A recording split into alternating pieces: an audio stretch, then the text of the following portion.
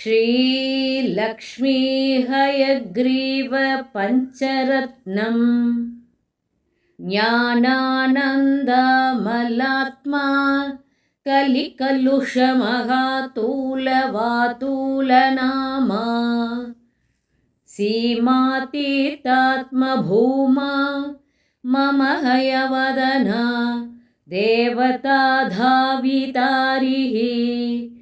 यात्ता स्वेदाब्जमध्यं प्रविमलकमलश्रद्धरा दुग्धराशिः स्मेरासा राजराजप्रभृति नुतिपदं संवदं संविधत्ताम्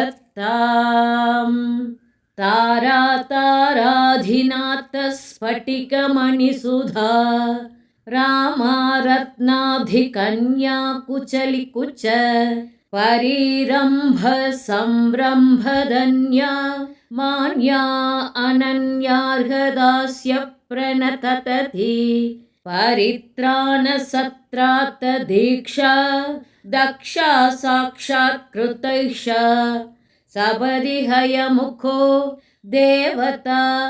सावतान्नः अन्तर्ध्वान्तस्य कल्यं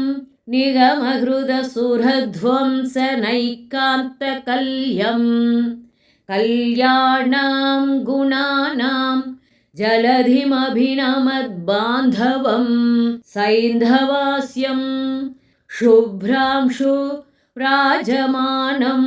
दधतमरिधरौ पुस्तकम् हस्तकञ्चैः भद्रां व्याख्यानमुद्रामपि हृदि शरणं याम्युदारं सदारं वन्दे तं देवमाद्यं नमदमरमहारत्नकोटीरकोटिवाटी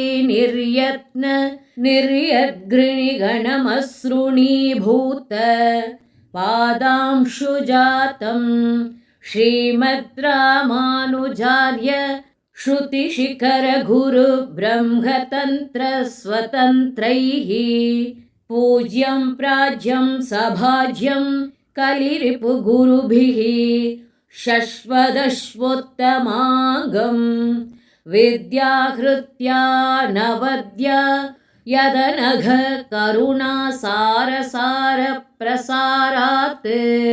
धीराधाराधरायामजनि जनिमतां तापनिर्वापयित्री श्रीकृष्ण ब्रह्मतन्द्रादिम् अपतकलिजित् संयमीन्द्रार्चितं तत् श्रीमद्धामातिभूम प्रथयतु कुशलं श्रीहयग्रीवनाम इति श्रीलक्ष्मी हयग्रीव पञ्चरत्नम्।